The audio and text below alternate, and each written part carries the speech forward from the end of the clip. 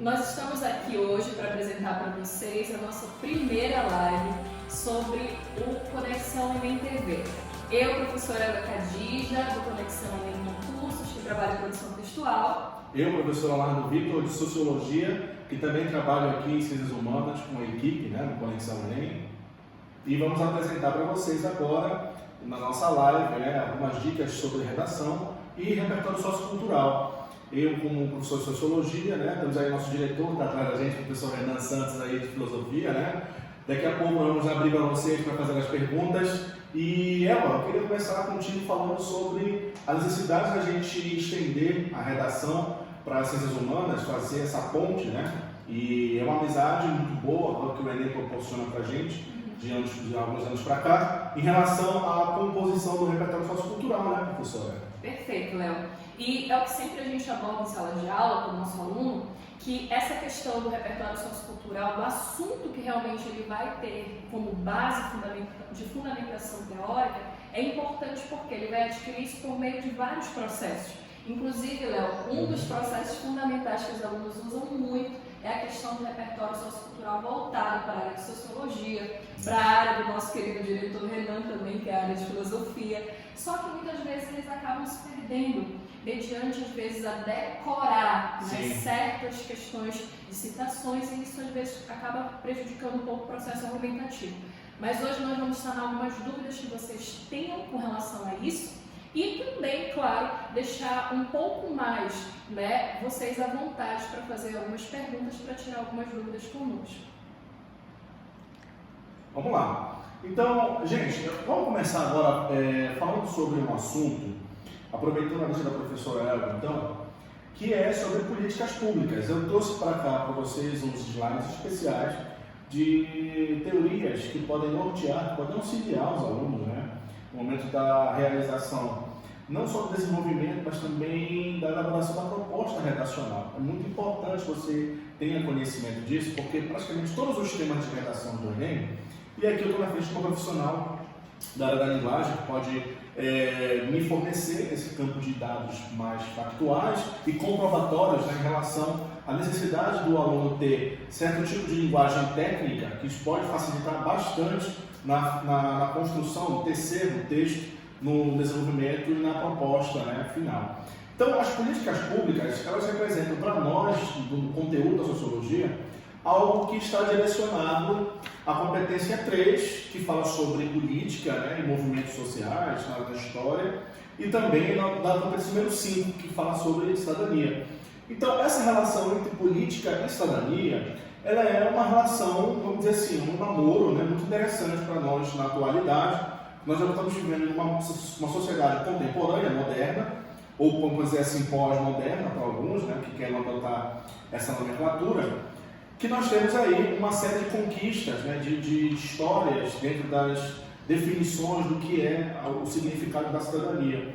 Ademais, nós temos aí a habilidade número 23, que fala sobre o entendimento do indivíduo em relação a esse processo da política democrática. E aí nós temos os meios de comunicação, nós temos aí a estrutura educacional na sociedade, como a escola, Nós temos também as instituições sociais que auxiliam esse indivíduo a ter essa percepção mais realista da realidade política, democrática, da cidadania no mundo contemporâneo. Léo, só fazendo um link com o que você está falando, a relação de políticas públicas, muitos alunos, inclusive, utilizam tanto isso no processo argumentativo, como uma justificativa para a sua tese, a ineficiência das políticas públicas, a ineficácia das políticas públicas, a carência de políticas públicas, seja qual for o termo que você utilize para fazer referência à questão de a própria política pública ser algo que não é eficaz,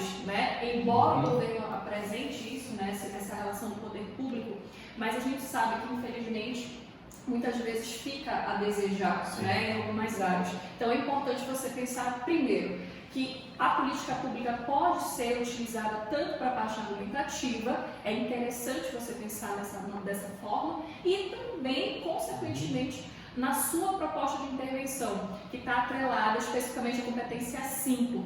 não esquece também futuro calouro, futura caloura, que essas relações das políticas públicas são ações que devem ser efetivadas, garantidas, implementadas para parte de todo o corpo social. E isso fundamenta, como o professor Léo também falou, e me corrija, Léo, se eu errar em algum momento, por favor. Sim. Mas essa relação também é importante porque a gente pensa nessa relação das políticas públicas em qualquer temática redacional. E isso é importante também você frisar lá na competência 5, que é a proposta de intervenção. Muito bem, então vamos lá. Diretor, por favor, vamos mostrar o primeiro slide aí. Bem, o que é uma política pública? Bem, de maneira bastante objetiva, para você não ter problemas com o tempo dos seus estudos, para que esse vídeo seja bem direto, para que você possa utilizar esse vídeo em certos momentos de dúvida e que seja mais bem direcionado. A política pública tem uma história. A história das políticas públicas, elas surgem exatamente no seio da sociedade contemporânea. A gente até, inclusive, confunde muito essa história da modernidade com a história das revoluções que aconteceram no século XVIII, XIX, né? A Revolução Francesa, a Revolução Inglesa, a Revolução Industrial e a Revolução Científica.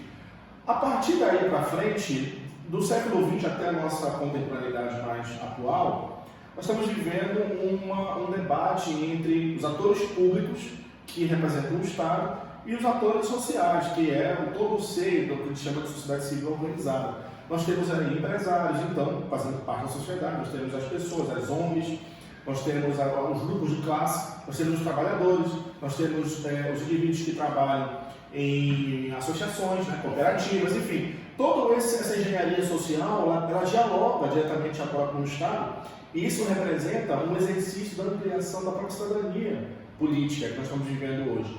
O Brasil, especificamente, ele tem, na nossa natureza jurídica, constitucional, uma abordagem que fomenta muito essa parceria, que fomenta muito esse diálogo, né, entre a sociedade e o Estado. Ademais, né, nós temos aí na Constituição de 88 os direitos civis, políticos e sociais no Brasil, que é algo que é fundamentado, né, constitucionalmente. O aluno pode usar isso, né? Até mesmo como estratégia para repertório sociocultural. Pois é. Agora, detalhe, não adianta você somente citar a presente Constituição, essas relações atreladas à questão das políticas públicas, se você não tiver, não só essa questão de embasamento, mas se você não tiver como argumentar, né? De que forma eu posso entrelaçar o meu processo argumentativo para que eu deixe claro para o corretor que a minha fundamentação teórica, ela está tendo como aporte essa minha ideia de saber justificar, saber persuadir o meu leitor, o meu público, na verdade. Exatamente.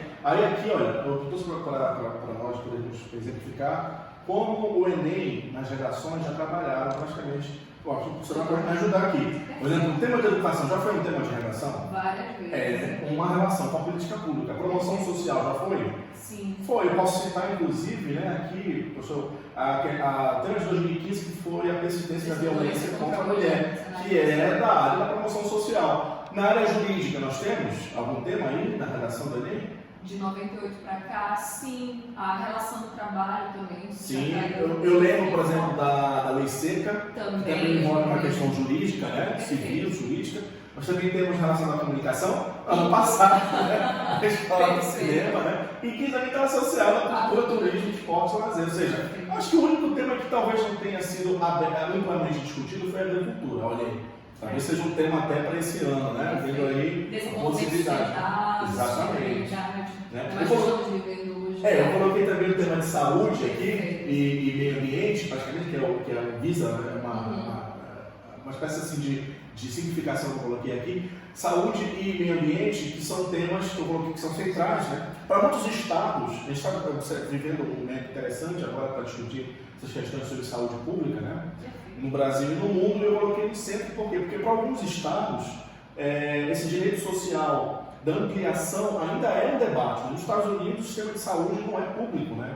Em alguns países também da Europa não é, você não tem essa discussão abertamente.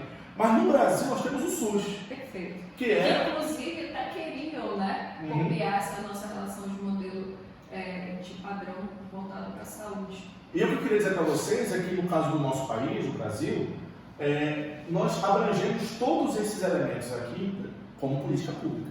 Então, nossa Constituição é muito clara no sentido de dar cobertura ao cidadão nesse aspecto de promoção social e também nessa cobertura dos direitos sociais. Então, isso acaba envolvendo todos esses setores que eu coloquei no quadro. Professora Eva, tem alguma coisa que está faltando aí? A senhora acha que está falando alguma coisa? Olha, fizeste um esquema bem interessante. O que eu quero contribuir para o teu esquema é o seguinte: como a gente está falando desse conjunto, dessas possibilidades que o Léo já deixou bem visual para a gente, o interessante é nós pensarmos o seguinte, que todo esse conjunto, né, ele deve ser assegurado, né, como um direito de toda uma sociedade. Quando há essa falha, né, há essa omissão, muitas vezes é para o quesito que você vai utilizar para o teu processo argumentativo. E aí o que é que você tem que pensar? Como suprir essa necessidade também lá na tua proposta de intervenção. Então, quais são os agentes que vão, né, os agentes interventores, que eu já vou ter que pensar, que vão ficar a cargo de efetivar, né, cumprir devidamente essa relação da política pública que está faltando nesse momento. Aí nós temos, no caso dos atores, né, o envolvimento dos atores públicos, que são os membros do Estado. Quem são? É o poder federal, né? É o poder estadual e o poder municipal. E a sua esfera burocrática. Aí você tem que estudar, você vai ter aula conosco aqui no Conexão Enem, e com o professor Renan, nosso diretor que está aí atrás, né, sobre teoria política, e nós abrangemos muito essa questão da modernidade, de como a burocracia ela organiza, né, o setor administrativo do Estado. Então nós temos dentro do setor político os políticos, né, com classe dentro do Estado. E o setor administrativo, aquele que executa, que regula, né, essa questão. São os três poderes, né? Exatamente. São articulados. E nessa composição da organização burocrática do Estado é que existem os recursos. Os recursos dos políticos, claro, né, para fazer a política acontecer, e os recursos do Estado, que é o recurso da burocracia estatal. Esses dois elementos, segundo Max Weber, precisam estar em igualdade. Para que haja governabilidade, para que haja governança. E isso acaba atingindo as políticas públicas. E é nesse sentido, inclusive, que o Enem utiliza muito. Por exemplo, como a professora Eva acabou de dizer, muitos desses elementos aqui que você está vendo já são implementadas as políticas públicas. A grande questão é se essas políticas estão sendo o quê? Efetivas, né? Efetivadas no seio da sociedade. E, Léo, outro ponto que nosso feedback está sendo bacana, né? O interessante também que é para você, né, enquanto produtor redacional, né, é pensar no seguinte: o Léo citou duas palavras, dois termos que são excelentes para que o aluno possa também ter fundamentação tanto para a área argumentativa, que vai ser uma boa estratégia, e uma delas é a seguinte, a palavra burocracia. Excelente. Por quê? Quando a gente fala na questão burocrática, nós sempre temos a associar algo negativo, algo pejorativo, algo que é moroso. Realmente, tudo bem. Pensar em morosidade, pensar em lentidão, né, em vagarosidade, a gente sabe que realmente muitas, né, dessas questões deixam a desejar nesse quesito de fluidez, né? E aí a gente cita o Bauman, né, para essa relação. Não é uma coisa tão fluida, né, do que nós temos em alguns processos. Outro ponto também que você citou foi com relação ao Max Weber, para poder citar que deve haver um balanço, uma consonância, um equilíbrio. Só que muitas vezes, é claro, nós esbarramos em uma lacuna, em um empecilho, em uma barreira chamada corrupção, né? Desvios de verbas. Isso é um problema que você também pode trabalhar e que influencia também dentro do teu processo argumentativo.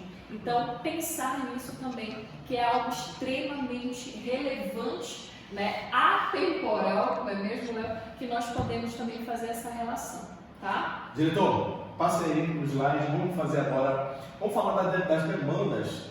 Nós temos aqui nas políticas públicas, e aí para acompanhar o diálogo que a professora Elba acabou de fazer comigo aqui, em relação à corrupção, por exemplo, achei uma provocação interessante para a gente tratar exatamente das demandas aqui.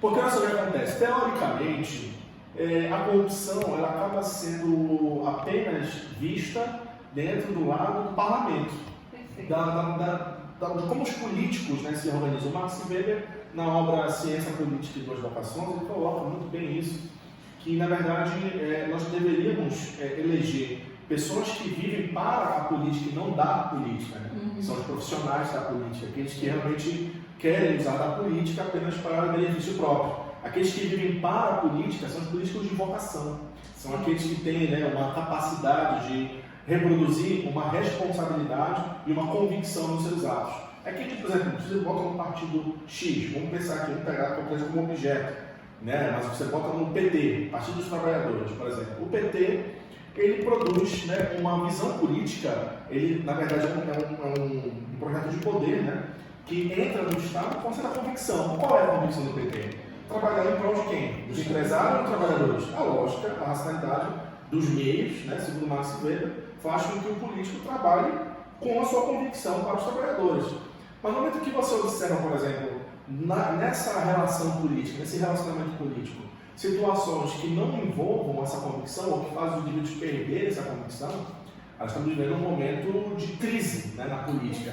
Do lado da burocracia, você também tem corrupção na burocracia. Né? O Poder Judiciário, por exemplo, é um poder que positiva as leis, no sentido de tentar construir uma universalidade para tudo no Brasil. Ou seja, aí essa visão negativa da burocracia que nós temos comuns, né, no nosso relacionamento cotidiano. Laudos, né, que muitas vezes são fictícios, né? O próprio processo da grilagem, né, que você estuda em outras áreas de conhecimento, ou vocês vão ter acesso também a outras lives com outras áreas de conhecimento, com outros professores nossos aqui do curso, que é justamente para somar, para agregar esses valores para que vocês possam conhecer. Muito bem. Agora, olha aqui, vamos dar uma olhada nas demandas, professora.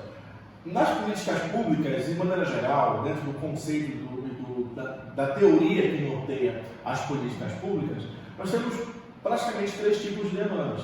São demandas novas, que é aquelas que resultam do surgimento de novos atores políticos, novos problemas. Vamos falar das minorias, que é um exemplo disso, né? Que não existiam no passado e que agora são necessárias, né, para se reorganizar a sociedade em novas políticas públicas que vão adequar-se a esse novo grupo social, né, ou a essa nova situação. Perfeito. Só antes, Léo, é interessante porque nós temos esse feedback. Sim. Esse troca-bola é bem interessante. A questão das minorias que você citou é também pontual para que vocês possam observar o termo, a nomenclatura. Né? Quando nós falamos em minorias, nós não estamos falando somente da relação de quantidade, nós estamos falando de todo e qualquer grupo que vive à parte, à margem, né, daquilo que realmente representam tanto as políticas públicas, quanto as próprias demandas. Por exemplo, vamos citar a questão das pessoas que estão em situação de rua, né? Pessoas que estão excluídas socialmente e, consequentemente, não fazem parte desse aporte ou desse suporte que as políticas públicas e que as próprias demandas deveriam, né, efetivar. Pode continuar, Léo? Acho que o nosso diretor vai aumentar aqui, vai passar o slide, diretor? Vai passar, né? Bem, nós temos agora tipos de política pública, que eu quero que a senhora também, professora, tenha um diálogo comigo em relação a isso, que são as tipologias. Tudo que a gente está colocando aqui, que estou contribuindo na sociologia, vocês, alunos, têm que utilizar essa linguagem. Por exemplo, uma política nova, uma demanda, uma política recente, uma política que visa, né, a construção de um debate da sociedade que tente resolver situações novas. Nas tipos de políticas públicas, nós temos 3. As distributivas, as políticas regulatórias, as políticas redistributivas. Eu vou falar de maneira bem rápida para vocês entenderem, mas a política distributiva é aquela que utiliza recursos do próprio Estado para o impacto direto na sociedade. Por exemplo, se for usar o Bolsa Família, é uma política distributiva. Muita gente acha, de maneira com senso comum, que o Bolsa Família seria uma política de redistributiva, e não é. Ele não tira de ninguém, nenhuma classe social é vítima de um sequestro financeiro do Estado para outra classe. O que o Estado faz é usar os seus próprios recursos financeiros, e o sistema político brasileiro tem, né, empresas públicas que utilizam desse recurso para atendimento direto à sociedade. As políticas regulatórias, elas são aquelas que envolvem a burocracia, né, aquelas que estão ligadas, né, à situação de regulação da sociedade. Então tem muito a ver, por exemplo, como já caiu, né, na prova do Enem, a política pública que envolveria aquela questão da lei seca é uma política regulatória. Por quê? Porque envolve um tipo de jurisprudência que é necessária para a regulação da relação com os indivíduos. As políticas redistributivas aí, essas são no Brasil, essas são as mais difíceis de acontecer na nossa história, né, que seria taxamento de grandes fortunas, né, você tem que isso ainda é um sonho para muitos brasileiros terem esse tipo de políticas. E a política constitutiva, né, que em suma lança procedimentos novos, por exemplo, vacinação. Perfeito. Né? Também é um tema voltado para a área de saúde. Estamos vivendo isso hoje. Exatamente, a questão do lixo nas cidades, né, como tratar, ou seja, o Estado saneamento básico também. Isso, o Estado vai orientando então os cidadãos a ter um tipo de atitude a partir daí. Então, os alunos eles têm que ter esse repertório sociocultural, eles podem usar essas linguagens técnicas para dar objetividade ao texto, ou seja, em vez de ficar falando, ficando presos, né, em texto, muitas vezes eu já li muitas redações e os alunos não sabem direcionar. O que está faltando o que mais para eles, ao meu ver? Essa linguagem técnica que possa direcionar uma política distributiva, redistributiva, dependendo do contexto, né, e da redacional.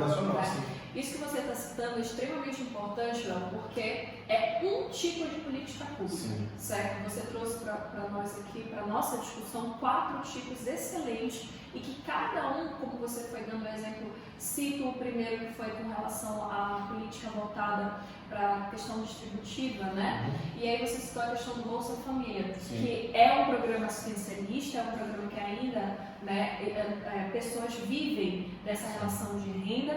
E também seria interessante você, ao invés de propor algo novo, por exemplo, lá na sua proposta de redação, na competência sempre voltada para a questão da proposta de intervenção, pensar em aumentar, ampliar, né, claro, mediante a fiscalização, mediante a uma reversão também desse quadro, se há a questão do desvio de verbas, né, esses pontinhos que nós citamos anteriormente na nossa discussão, e também trabalhar com essas novas nomenclaturas. Por quê?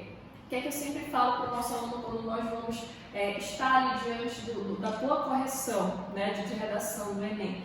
Que todas as redações que nós vamos ler, praticamente 99,9% vão ser a mesma estrutura, né? A questão das políticas públicas. E quando você traz para o corretor uma informação mais técnica, uma informação consensual e que você realmente sabe do que você está falando, que você tem um embasamento, eu te garanto, tu pode ter certeza que aquilo vai ser um diferencial também para a tua nota e para dentro do seu texto. Pois é, e aí você pode aproveitar muito bem as 30 linhas, né? Sem precisar ficar horas e horas pensando naquilo que você vai escrever.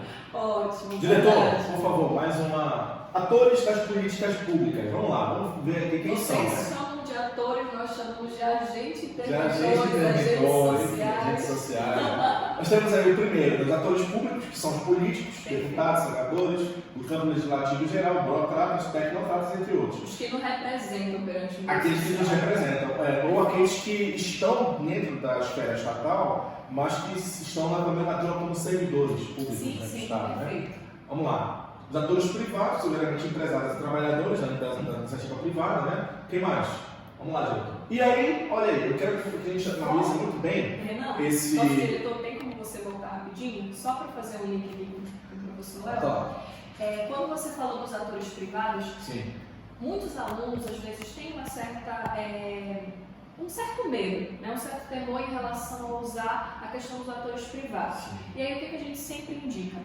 Nós temos no Brasil muitas empresas, né, que trabalham, Senai, SESI, Sebrae, o Sistema S como um todo, ou outros tipos também de empresas, e que podem atuar sim como atores sociais e também, claro, fundamentando. Nós temos esse respaldo, o Léo está trazendo aqui para a gente esse cunho da sociologia, e também é importante nós pensarmos em trabalhos em parcerias que vão agregar, que vão somar. Por quê? Muitas vezes o aluno tende a citar poder público, né? Ou então governo federal, governo estadual, família, né? ONGs, mas somente uma referência, por exemplo, cito poder público, somente ele não vai ficar cargo para resolver, solucionar tudo que você apresentou no processo argumentativo. Lembra que o teu processo argumentativo sempre vai estar atrelado nessa relação de causa e consequência lá para a tua proposta de intervenção. Então, dica, pensar em quais atores, em quais agentes interventores eu vou poder contar para que possa, né, auxiliar ali as justificativas que você apresentou nos 2 parágrafos anteriores do teu desenvolvimento. Eu queria dar só uma última dica em relação a esses slides também, que já, inclusive para o próximo, já meio que representa uma imagem que eu tirei na internet, mas a última imagem daqui do próximo slide. Mas eu quero falar para vocês uma coisa, muito do que acontece na falta de efetivação de algumas políticas públicas tem muito mais a culpabilidade do poder privado, dos atores privados, do que os atores públicos. Porque o que os atores públicos fazem na burocracia e no parlamento da esfera do Estado? Eles fazem o fomento da discussão. Sim. Isso é até constitucional, e o aluno também tem que falar disso na redação. Perfeito. Que já existe na Constituição uma legislação que ordena uma política pública. E que o Estado, portanto, tem esse dever. Os políticos e a burocracia têm esse dever. A ideia é cumprir, né? A ideia é cumprir. Aqui eu trouxe, para finalizar o meu slide, como a gente pode avaliar e analisar também toda essa condição de formatação das políticas públicas. O que acontece no Brasil é algo interessante. Muitas políticas públicas, elas passam por avaliações para tentar atualizar-se, para tentar renovar. Por exemplo, nós temos a política de trato do lixo, a política nacional de resíduos sólidos. Né? Sim. Essa política está desde a década de 90, mas de vez em tempo ela vai se atualizando. Por quê? Porque ela encontra, infelizmente, ainda um problema. Ela não consegue se efetivar dentro da sociedade. Então, ou seja, novamente, o dever do Estado qual é? É levar essa avaliação para uma nova discussão. E aí reaproximar novamente quem? A sociedade, para que haja uma discussão acerca de como é possível atualizar, revogar ou até ampliar essa política pública. Essas 3 palavras são importantes: renovar, revogar ou ampliar. E isso que o aluno tem que ter como objetivo na sua redação, no que ele for escrever. E o que é interessante é que muitas vezes isso dentro de suporte de canais, dos ministérios, os próprios sites, né, voltados para a questão das políticas públicas, eles também muitas vezes lançam mão, né, de demandas voltadas para que a sociedade civil, o corpo civil, possa participar atuante, né, de forma atuante dentro do processo. Ou por meio de fóruns, né, ou disponibilizam também a questão de debate, votação, né, para onde você quer que realmente seja ampliado. Então, nós temos que lembrar que a sociedade civil ela também tem vez e voz, né, que é o que sempre a gente cita que é importante. E aí, na competência 5, nós temos aí nas ciências humanas a capacidade que o indivíduo precisa ter de ter uma ação consciente. Isso está lá escrito na competência 5, na nossa cidadania. O que é essa ação consciente? É saber o que a professora acabou de dizer, está dizendo para todos vocês, que é a capacidade do indivíduo ter a percepção de que a política não pode ser feita apenas de 4 em 4 anos. E que ele é legalmente, né, amparado pela Constituição a participar ativamente desse processo. E a tomar as decisões, ela não é apenas do Estado, mas também em compartilhamento com a sociedade. As políticas públicas no Brasil, elas são exemplos internacionais. No caso da saúde, ele citou o SUS aqui, que é um modelo de sistema de saúde que acaba sendo inspirador para outros chefes de Estado. Né? E, só que em vários outros processos nós estamos muito atrasados. E isso tem muito a ver com a falta dessa relação do Estado com a sociedade. As políticas públicas, elas são a principal ferramenta hoje para a manutenção, para a regulação de uma democracia. Mas sem o feedback da sociedade, sem o interesse público, ou seja, que deve também ser estimulado pela mídia, também deve ser estimulado pela escola, né, pelas famílias, você não tem essa capacidade de perceber, de que você também tem o poder, né, nas mãos. Isso é a democracia que nós conhecemos, o que acaba deixando o nosso país dentro de uma situação que, tecnicamente, na sociologia, também na filosofia, a gente chama de policracia, né, que é o poder de alguns, de muitos, de um grupo, mas não dos todos. O nosso déficit democrático no Brasil está muito associado também a essa falta de educação política da população. E as políticas públicas podem auxiliar isso. Excelente, Léo. Muito bom. Valeu. Bom, agora, para complementar, né, essa relação também que você trouxe, né, sobre a relação de políticas públicas, nós vamos olhar um pouquinho agora para o nosso meio redacional. Renan, nosso diretor, por favor, vamos lá para o nosso slide agora, voltado especificamente para a redação. Léo, eu também quero, né, a tua participação. Não pode ficar calado. Deixa eu me ajudar. E aí, galerinha, só pra gente não esquecer, né? Lembra que a tipologia que o Enem nos cobra, né, enquanto participantes da prova, é a tipologia do texto dissertativo argumentativo. Então, 2 pontos que o aluno precisa saber, que muitas vezes até a gente já sabe, porque estuda às vezes em sites, né, vem o teu material, você recebe fichas, tem cadernão, você tem todo um suporte que já te oferta essa possibilidade, mas não custa nós atentarmos mais ainda para esses 2 pontinhos. Quando a gente fala nessa questão, né, de texto dissertativo argumentativo, você vai lembrar que nós vamos ter, né, um posicionamento. Esse posicionamento vai ser o chamado ponto de vista que você tem, né, em determinados ou sobre um determinado assunto. E aí eu preciso, mesmo mediante a esse meu posicionamento, a esse meu ponto de vista, que nós vamos chamar em uma palavrinha específica, né, com 4 letrinhas, que é a palavrinha tese. E para que eu possa defender esse meu ponto de vista, essa minha tese, eu preciso estar embasado em bons argumentos. Os argumentos vão ser as minhas justificativas justamente para que eu possa persuadir, para que eu possa convencer o meu público leitor. Detalhe, essas justificativas, essas explicações que vocês vão fazer para fundamentar a tua tese, elas não podem ser fracas, elas não podem ser poucos de relação de conteúdo. Eu não posso ter essa relação explicativa que seja realmente só para justificar aquele finalzinho, como muitos alunos às vezes colocam. Logo são necessárias políticas públicas para efetivar essa relação.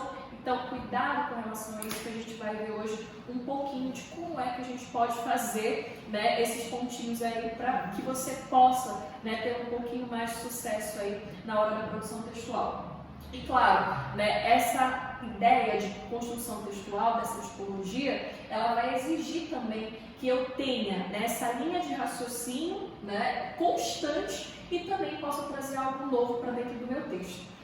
Pode passar, nosso diretor, por favor. E aí, galerinha, vamos também atentar para um ponto importante. Essa aqui é a parte final, né, Lúcio? Às vezes a gente olha, né? Eu trouxe para vocês o tema do Enem 2018, que foi justamente um dos temas que causou um certo, né, alvoroço, né, dos alunos. Nossa, o que eu vou falar, o que eu vou pensar a respeito? Vocês observam sempre que as temáticas do Enem, desde 98 até 2019, sempre foram reformuladas, não são temáticas que são mais constantes, não são temáticas mais adivinhadas. Sim. Nós temos agora um outro olhar, né, um olhar mais criterioso para a parte redacional. Então isso é importante que o aluno esteja atento, não só à parte técnica, à parte conteudista, mas que também ele saiba articular. Lembra o seguinte, você que é meu aluno, eu sempre falo isso em sala de aula, embora o Enem ele traga uma tipologia que é diferente de gênero textual, porque a tipologia ela permanece constante. Foi da nossa época, foi da época dos nossos pais, será da época dos nossos filhos, né? E isso assim sucessivamente, porque a ideia é, eu preciso de uma base, né? E eu sempre falo para eles que é como se fosse uma forma de bolo. Para eu fazer qualquer tipo de bolo, eu vou precisar colocar em uma forma quadrada, retangular, mas a ideia sempre vai ser essa.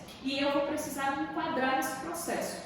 Para que eu possa me enquadrar nesse processo, também sempre eu preciso entender o que o texto vai pedir de mim, né? Então, Renan, pode passar que eu quero mostrar para eles mais um detalhe, que são as estratégias que eu preciso usar para compor o meu texto.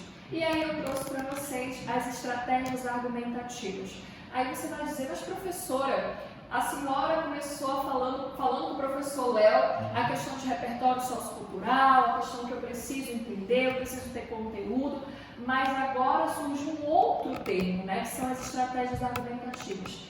Excelente! Essa questão da estratégia ela é diferenciada porque você vai usar justamente para compor a classe argumentativa.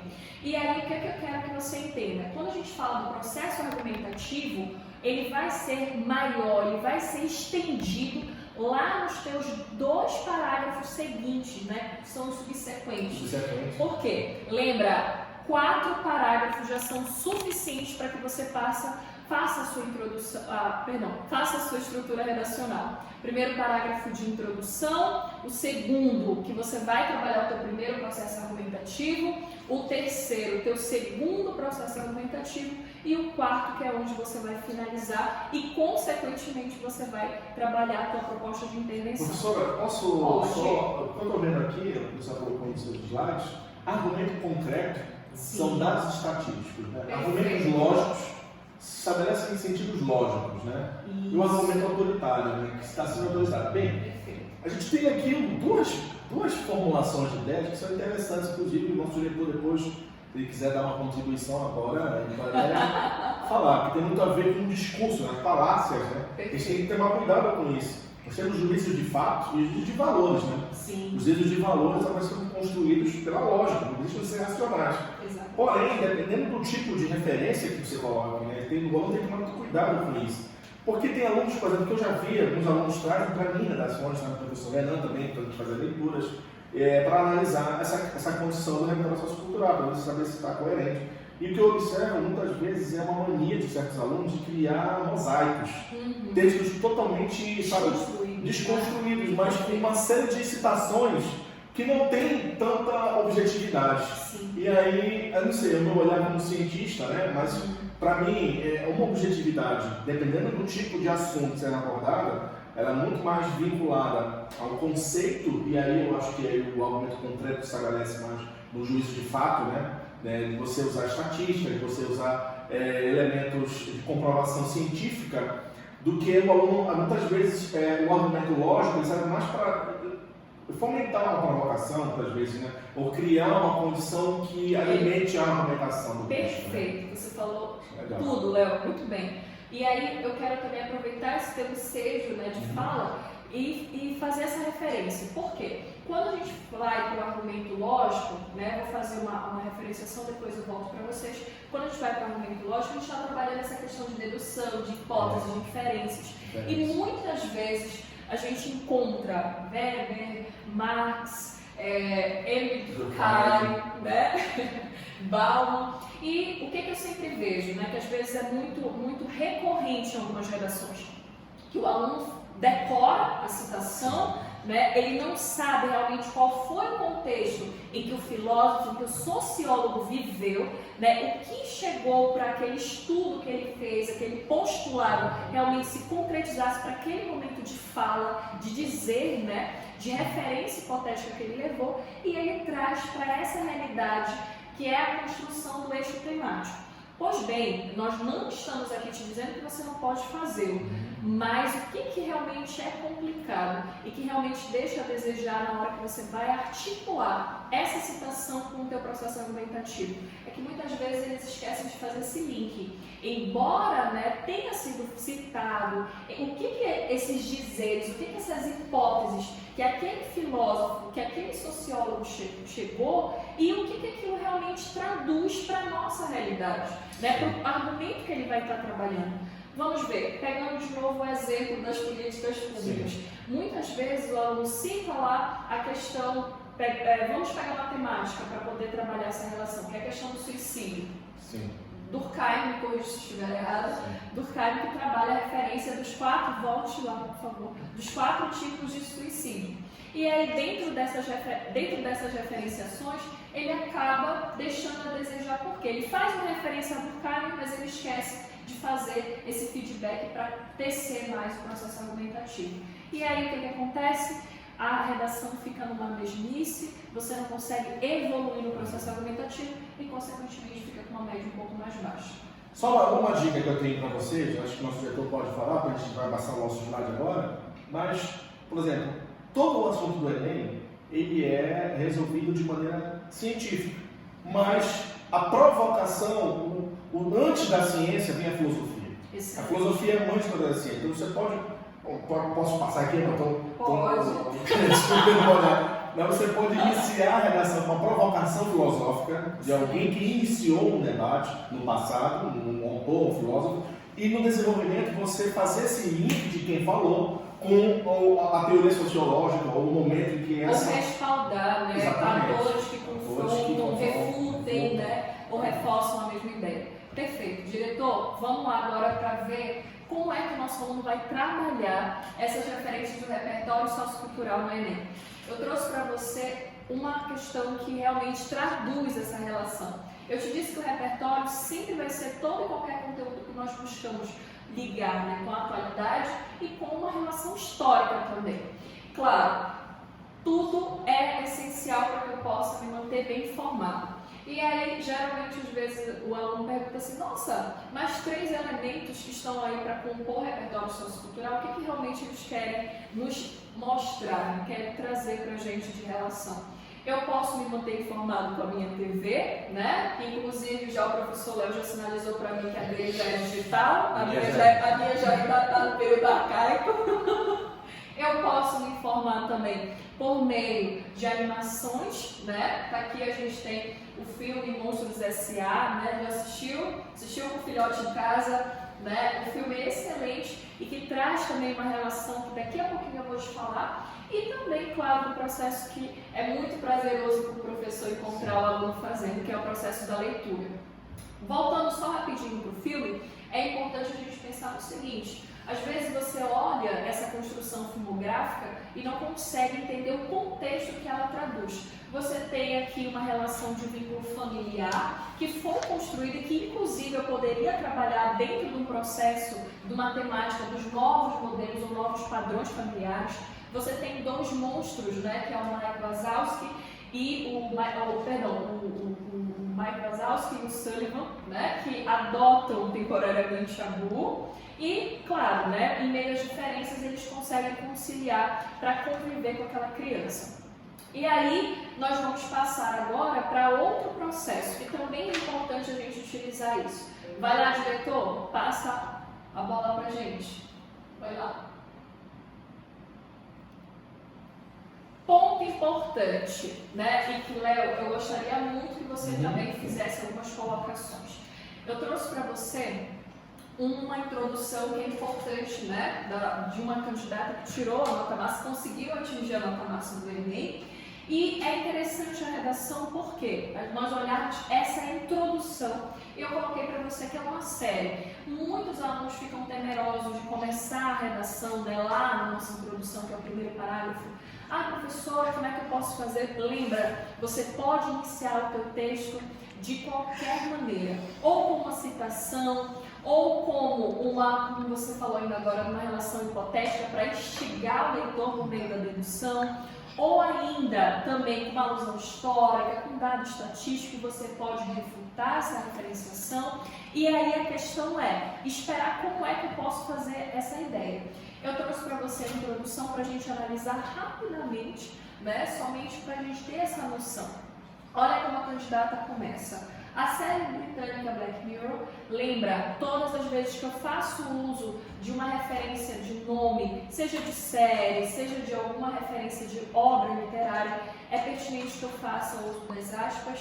E aí eu preciso dizer do que se trata essa série, porque nem sempre o corretor vai estar ciente, né? E eu preciso saber, assim como você cita uma refutação de um filósofo, de um sociólogo, eu preciso saber do que aquilo realmente faz referência. Ela começa falando que a série é caracterizada por satirizar de forma como a tecnologia pode afetar a humanidade. Perfeito. Então, basicamente, ela já direciona esse nosso olhar, né? Isso no primeiro período. Seguinte, dentre outros temas, porque, lembra, você está citando uma série. A série nunca vai trabalhar somente em matemática.